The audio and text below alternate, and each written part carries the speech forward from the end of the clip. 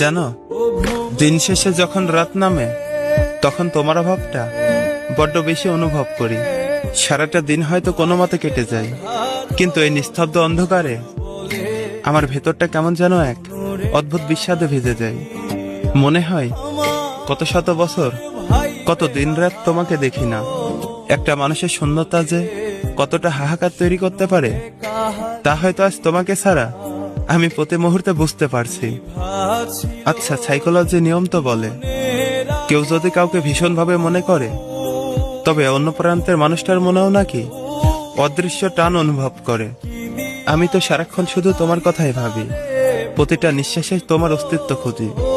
তবে কি সত্যি আমার এই তীব্র হাহাকার তোমার মন পর্যন্ত পৌঁছায় না? আমার কথা কি তোমার একটাবারও মনে পড়ে না? আসলে কিছু মানুষের অভাব কোনো কিছু দিয়ে পূরণ করা যায়।